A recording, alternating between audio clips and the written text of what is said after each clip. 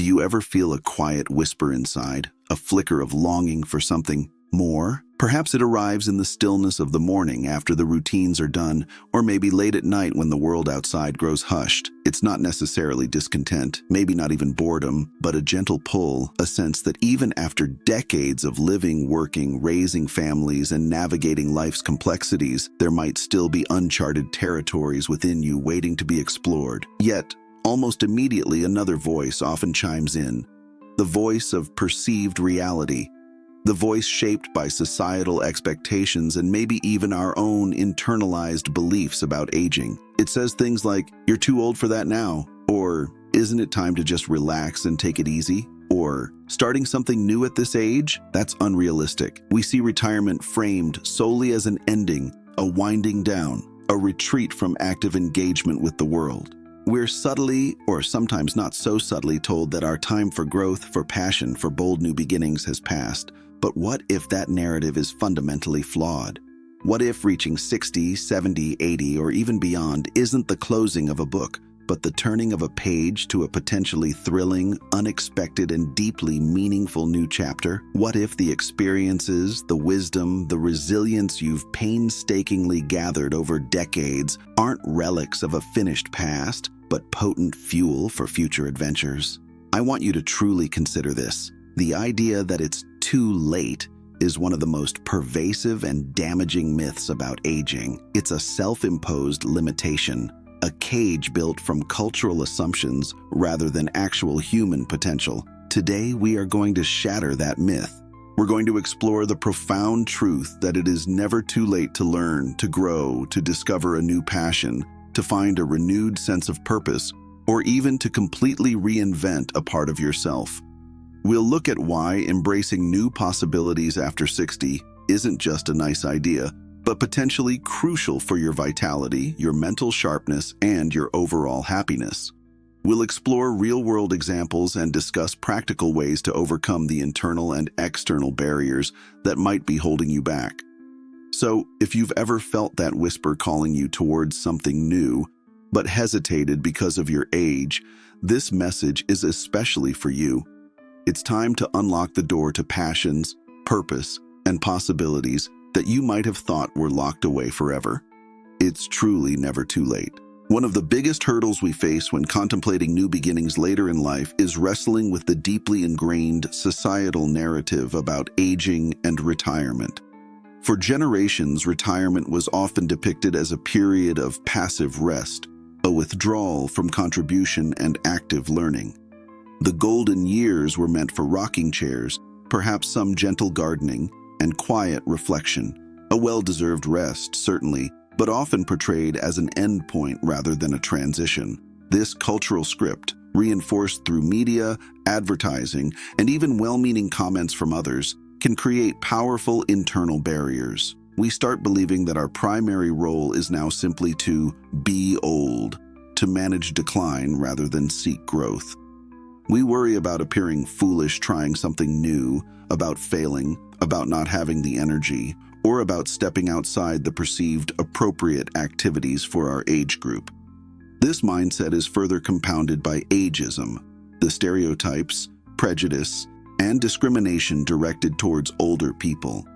We might internalize messages that older adults are less capable, less adaptable, less creative, or less valuable in the workforce or the broader community. When we constantly hear or feel that society views us through a lens of decline, it becomes incredibly difficult to believe in our own capacity for renewal and growth. We might hesitate to apply for a part-time job we're interested in, fearing age discrimination. We might shy away from joining a class or workshop, worried we'll be the oldest one there and unable to keep up. We might dismiss a creative impulse, thinking, "What's the point at my age?" Recognizing this societal conditioning is the first step towards liberating ourselves from it. We need to actively challenge these limiting beliefs both externally and, more importantly, within ourselves. Ask yourself, where did this belief that I'm too old come from? Is it based on my actual capabilities, or is it an echo of a societal message I've absorbed? What evidence do I have that learning stops at a certain age? Spoiler alert, neuroscience shows our brains remain capable of learning and adapting throughout life, a concept known as neuroplasticity. What if retirement isn't an ending, but a liberation? A release from previous obligations that frees up time and energy for pursuits that genuinely excite you, regardless of external validation or traditional career paths. Consider Martha, who retired at 67 after a long career as an elementary school teacher. She loved teaching but felt societal pressure to embrace a quiet retirement filled with relaxation. Her friends were joining bridge clubs and taking cruises. Martha tried but felt restless. Deep down, she had always harbored a secret passion for painting, something she'd never had time for while working and raising her family. When she tentatively mentioned wanting to take an art class, a well-meaning friend remarked, "Oh, Martha, isn't it a bit late to start something like that? Just enjoy your rest." That comment almost stopped her. It tapped right into her internalized ageist belief that new skills were for the young. But something inside rebelled. She thought, why is it too late? Who made that rule? She defiantly signed up for a beginner's watercolor class at the local community college. Yes, she was the oldest student there, and yes, her first attempts were clumsy. But she felt a spark, a sense of engagement and learning she hadn't felt in years. She wasn't just resting, she was living. Over the next few years, painting became her passion. She joined an art group, displayed her work locally, and found immense joy and a new community. She had to consciously push back against the societal script and her own initial hesitation. But in doing so, she discovered a vibrant second act she never would have found had she simply accepted that it was too late. Challenging the narrative is the essential first step. Beyond challenging societal myths, unlocking new possibilities often requires rediscovering or identifying passions and interests that may have laid dormant for decades or perhaps never even had a chance to surface. During our working years and peak family-raising times, life is often a whirlwind of responsibilities. Career demands, mortgage payments, children's schedules, household chores. These often leave little room for purely personal pursuits or deep exploration of interests that don't directly contribute to immediate obligations. Hobbies get pushed aside, dreams get deferred, curiosities remain unexplored. Retirement, or simply reaching a later stage in life where some of these pressures ease, presents a unique opportunity to reconnect with these parts of ourselves. How do you begin this rediscovery process? Start by reflecting on your past. What did you love doing as a child or young adult before life took over? Were you fascinated by history? Did you love tinkering with mechanics? Did you dream of playing a musical instrument? Did you enjoy writing, dancing, or being in nature? Often, these early passions hold clues to what might bring you joy now. Don't dismiss them as childish. They often represent core aspects of your personality. Think about skills you developed over your lifetime, both professional and personal, that you genuinely enjoyed using. Perhaps you loved the problem-solving aspect of your job, the mentoring component, the organizational challenges, or the creative elements.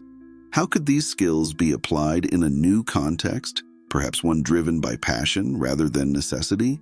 Pay attention to your curiosity now. What topics pique your interest when you read the newspaper, watch documentaries, or browse online? What makes you say, I wonder how that works, or I'd love to know more about that? Don't censor these curiosities. Allow yourself to follow them, even if it's just through reading a book, watching a YouTube tutorial, or visiting a museum exhibit related to the topic. Experiment. This is crucial. You don't have to commit to something lifelong.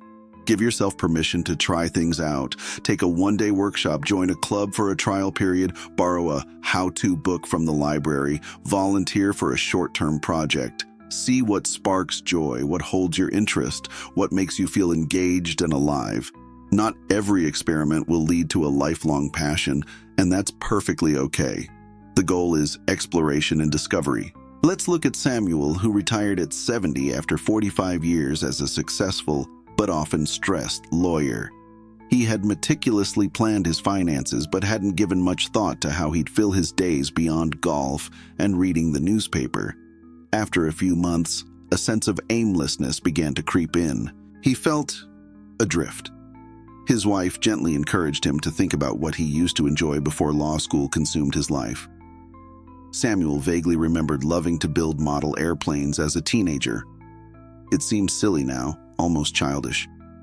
But with nothing to lose, he ordered a simple model kit online. As he sat at his kitchen table, carefully gluing the tiny pieces, focusing on the intricate details, something shifted. He lost track of time. The familiar stress melted away, replaced by a quiet concentration and a sense of satisfaction as the plane took shape. It wasn't about achieving anything grand. It was about the simple pleasure of creating something with his hands, reconnecting with a long-forgotten interest. This small experiment led him to join a local model building club, where he met other enthusiasts, shared techniques, and found a new community. He discovered a passion that had been waiting patiently for decades, providing him with engagement, connection, and a renewed sense of purpose he hadn't expected in retirement. Sometimes the key to the future lies hidden in the joys of our past. Once you start identifying potential interests or rediscovering old passions, the next step is often overcoming the inertia or fear associated with actually starting something new. It's one thing to think, "I'd like to learn Spanish," or "maybe I should volunteer," but it's another thing entirely to take the first concrete action. What holds us back? Fear of failure is a big one. What if I'm terrible at it? What if I can't keep up? What if I make a fool of myself? We worry about not being good enough, especially if we're entering a field where others seem much more skilled or knowledgeable. Fear of the unknown can also be paralyzing. Stepping outside our comfort zone, trying something unfamiliar, meeting new people, it can all feel intimidating. We might also face practical barriers, perceived lack of time, even in retirement, concerns about cost, transportation issues, or physical limitations. And sometimes, it's simply a lack of confidence, fueled by those ageist myths we discussed earlier, whispering that we're past our prime for learning or contributing in new ways. Overcoming these barriers requires breaking down the process into manageable steps and cultivating a mindset of gentle experimentation. Start small. You don't need to commit to a year-long course or a massive project right away. Find the smallest possible first step. If you want to learn Spanish, maybe just download a free language app and spend 10 minutes a day on it. If you're interested in volunteering, start by researching local organizations online or making one phone call to inquire about opportunities. If you want to try painting, buy a very small, inexpensive set of paints and some paper and just play with the colors. Lowering the initial threshold makes starting less daunting. Focus on the process, not just the outcome. The goal isn't necessarily to become an expert painter or fluent Spanish speaker overnight, or ever. The primary goal is to engage, learn, explore, and enjoy the process itself. Celebrate small victories, mastering a new phrase, completing a simple painting, having a positive volunteer interaction. Shift the focus from potential failure to the joy of learning and trying. Find a buddy or a group. Learning or trying something new with a friend or joining a class or club provides built-in support, accountability, and social connection, making the experience less intimidating and more enjoyable. Address practical barriers creatively. If cost is an issue, look for free community classes, library resources, or online tutorials. If transportation is difficult, explore online options or local senior center programs. If physical limitations are a concern, find activities adapted to your abilities. Chair yoga instead of traditional yoga, for instance. Reframe failure as learning. Not every new pursuit will be a perfect fit. If you try something and don't enjoy it, it's not a failure. It's simply data gathering. You learn something about your preferences. Congratulate yourself for trying and move on to exploring something else without self-criticism. Consider Janice, 73, who had always wanted to learn how to use a computer effectively, but felt completely intimidated by technology. She worried she'd break something or look foolish asking stupid questions. Her fear kept her stuck, relying on her children for simple online tasks. Her small first step was admitting her fear to her tech-savvy granddaughter, Emily. Emily, instead of just doing things for her, offered to sit with her once a week for a tech tutorial. They started incredibly slowly, just turning the computer on, using the mouse, opening a web browser. Emily was patient and encouraging. Janice's next small step was enrolling in a Computers for Absolute Beginners class, specifically designed for seniors at the local library. Being in a room with other learners who shared her anxieties made her feel much less alone. She practiced basic skills, sending emails, searching online, even trying a simple online game. There were frustrating moments, but she focused on the small successes, sending her first email, finding a recipe online. She didn't become a tech wizard overnight, but she gained confidence and basic digital literacy, opening up a new world of connection and information. She overcame her fear not by taking a giant leap, but by taking a series of small, supported steps, focusing on the process of learning rather than the fear of failing. A powerful catalyst for embracing new possibilities after 60 is finding or redefining your sense of purpose. Purpose isn't necessarily about grand achievements or changing the world. It's about feeling that your life has meaning, that you are contributing in some way, and that you have reasons to get up in the morning with anticipation. Retirement, the departure of grown children, or the loss of a spouse can sometimes leave a void where previous roles and responsibilities provided structure and a sense of identity. Filling that void isn't about replacing what was lost, but about discovering new sources of meaning relevant to your current life stage. How can you cultivate purpose? One avenue is through contribution and service. Volunteering your time and skills for a cause you believe in can be incredibly fulfilling. This could involve mentoring young people, helping at an animal shelter, assisting at a local hospital or school, contributing to a community garden, or working with a nonprofit organization. Sharing your accumulated wisdom and experience to benefit others provides a powerful sense of value and connection. Another path is through lifelong learning and personal growth. Pursuing knowledge or skills purely for the joy of learning, taking a course, learning an instrument, studying a new language, joining a book club, researching a topic that fascinates you, keeps the mind sharp and provides intrinsic motivation. The act of learning and mastering something new is inherently purposeful. Creativity is another potent source of purpose. Engaging in creative activities like painting, writing, crafting, gardening, cooking, playing music, or photography allows for self-expression and the satisfaction of bringing something new into the world. Sharing your creations with others or simply enjoying the creative process itself can add immense meaning to daily life. Nurturing relationships also provides deep purpose. Investing time in family and friendships, being a supportive presence for loved ones, or even making new connections contributes significantly to a sense of belonging and mattering. Finally, purpose can be found in simply appreciating and engaging with the world around you. Pursuing hobbies like birdwatching, hiking, attending cultural events, traveling, even locally, or simply practicing mindfulness and gratitude for everyday moments. The key is to identify activities or engagements that resonate with your values and interests, that make you feel connected, engaged, and alive. It doesn't have to be one single thing. Often, purpose is found in a combination of different activities. Think about Michael, 70, who felt adrift after retiring from his job as a mail carrier, a role that gave him daily structure and social interaction. He tried relaxing, but quickly felt bored and purposeless.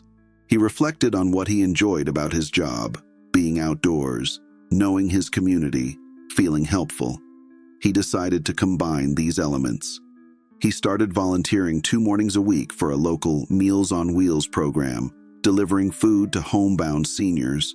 This gave him a reason to get out of the house, provided light physical activity, allowed him to interact with people, and gave him a profound sense of contributing to his community. On other days, he pursued his love for nature by joining a local bird-watching group. This combination of service and personal interest filled the void left by retirement, replacing aimlessness with structure, connection, and a clear sense of purpose that made his days feel meaningful again. Finding purpose isn't about replicating the past. It's about weaving your skills, interests, and values into the fabric of your present life. The only real limitation is the belief that it's too late to begin. So let go of that belief. Give yourself permission. Explore that curiosity. Take that small first step. Because the truth is, as long as you have breath, as long as you have curiosity, as long as you have the desire to engage with life, it is, most assuredly, never too late. What new beginning, big or small, is whispering to you right now? What step could you take this week to explore it? Share your thoughts or aspirations in the comments below, perhaps inspiring others and yourself in the process.